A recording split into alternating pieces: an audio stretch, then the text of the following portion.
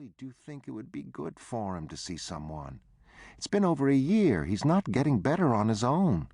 Would you at least talk to Rachel O'Malley? She's very good at what she does."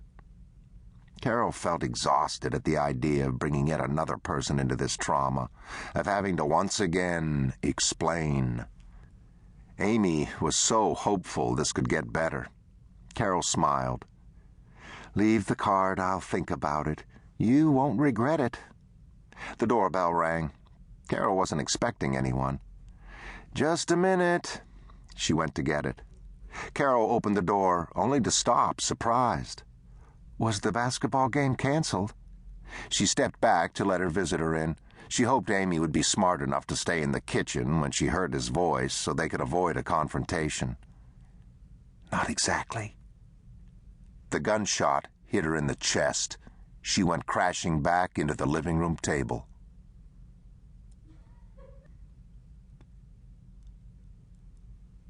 Chapter 1. "We need to go, Mrs. Sands." Rachel O'Malley stopped the elderly lady from turning toward her living room and instead steered her toward the front door and the waiting Red Cross volunteer. Shutters rattled and a misty rain blew in the open door, dampening the hallway.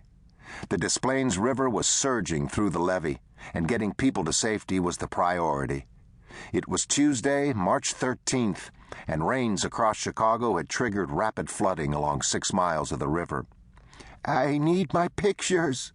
"Yes, ma'am, but I'm afraid there isn't time." Rachel shifted the birdcage and medicine bag she carried to help Mrs. Sands with her raincoat.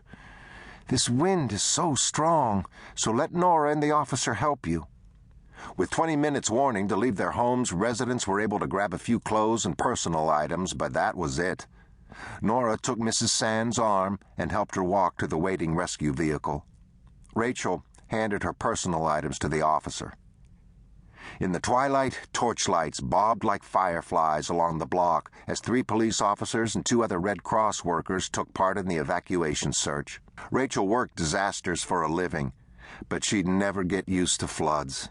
Little could be done once the flooding took ground. Rachel placed a red fluorescent square on the garage door of 58 Governor Street to mark it as confirmed empty.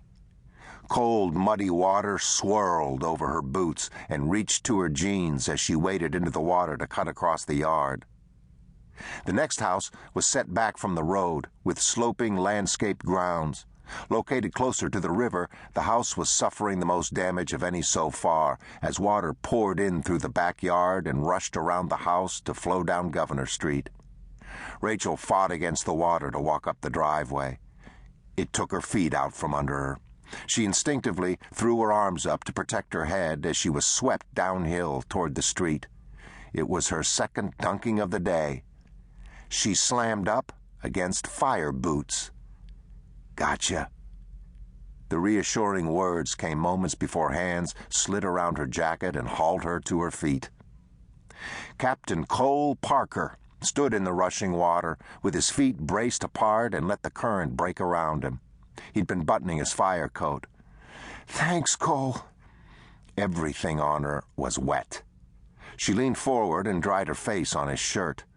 It was rough blue denim, and she could see the white t-shirt beneath it. He had planned for the reality of this weather better than she had, with layers to fight the chill. The breadth of muscles on the man stretched the fabric taut.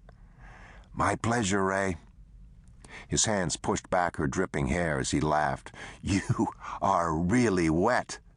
The water bang you up any?" "I'm okay." She was embarrassed and annoyed that he'd seen her fall, but she couldn't do much about any of it. Her short haircut was new, and when it was wet, it lost any definition and simply became straggles of hair.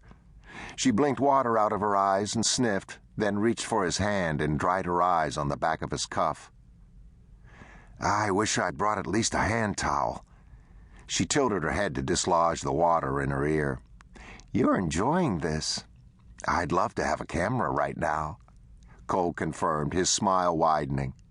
He put his hands on her shoulders and helped her turn against the rushing waters. "Go with Jack. I'll check the last house." Her brother was crossing the street toward her. He was a lieutenant in the same fire company where Cole was a captain. Cole said his premature gray hair was